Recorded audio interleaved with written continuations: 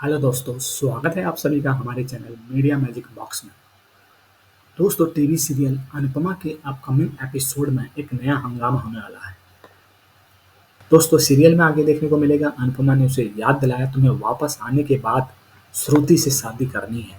अनुज ने महसूस किया कि अनुपमा वहां नहीं है और यह केवल उनका एक सपना था। दूसरी ओर डिम्पी तैयार हो रही थी और सोच रही थी कि टीटू ने उसका फोन क्यों नहीं उठाया। बाहर आकर उसने सुना कि टीटू नहीं आया है और उसने किसी का फोन नहीं उठाया। बा ने कहा मैंने उसे सुबह का समय बताया था फिर भी वह नहीं आया। उसने डिम्पी को सच बताने का मन बनाया। बनराज ने उसे पगड़ी बांधने के लिए कहा। डिम्पी ने माँ को पुकारा और बाबूजी ने कहा कि वह आएगी। गुलाटी ने जसदीप से कहा तुमने अनुपमा को साझेदारी देकर गलत किया, उसने तुम्हें बर्बाद कर दिया और शादी का आनंद लेने चले गई।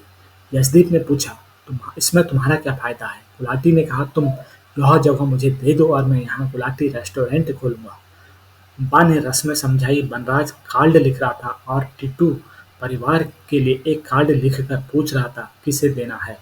बाबूजी ने कहा बच्चे उनकी तरफ से आएंगे। बच्चे खुश हो गए। बा ने बप्पा को उनकी शादी के लिए आमंत्रित किया। टीटू ने डिम्पी से कहा कि उसने उसे कई बार फोन किए। डिम्पी ने कहा कि वह बा किंजल और काव्या के साथ थी। टीटू ने कहा कि वह एक महत्वपूर्ण बात उनसे करना चाहता था क्योंकि उसे वह कुछ बताना चाहता था। यशदीप ने गुलाटी से कहा यह रेस्टोरेंट हमारे लिए मंदिर जैसा है और मैं इसे नहीं बेचूंगा। मुझे पता है कि यह किसी की साजिश है और मैं उस व्यक्ति को ढूंढ लूंगा। गुलाटी ने उसे भावुक न होने के लिए कहा।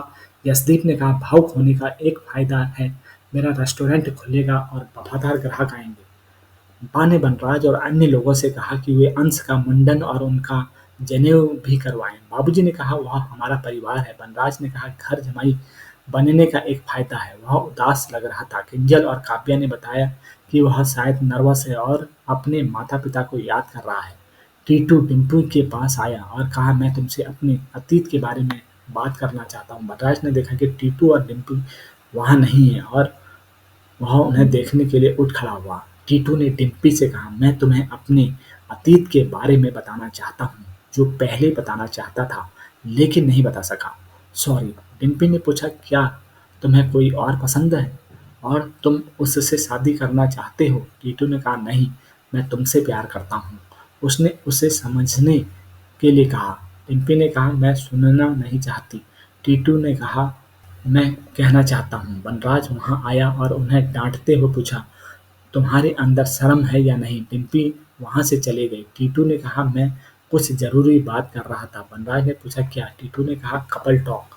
बनराज ने सोचा वह मेरी योजना को बर्बाद कर सकता है। मैं उसका बैंड बजाना चाहता हूँ और बारात के बजाय उसे उसके खिलाफ जुलूस निकालना चाहता हूँ। परी ने किंजल से कहा हमारा यहाँ एक परिवार है और हम सभी के साथ यहाँ रहेंगे।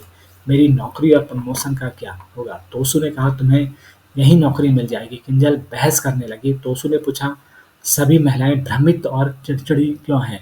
उसने कहा तुम महिलाओं को नीचा दिखाना चाहते हो। तोसू ने कहा तुम्हें यहीं नौकरी मिल जाएगी। किंजल बहस करने लगी। तोसू ने पूछा सभी महिलाएं भ्रमित और चिड़चिड़े क्यों हैं। उसने कहा तुम महिलाओं को नीचा क्यों दिखाते हो। तोसू ने कहा मम्मी की तरह बहस मत करो, मैं शादी का आनंद लेने आया हूँ। किंजल ने कहा वह शादी के बाद परी के साथ चली जाएगी।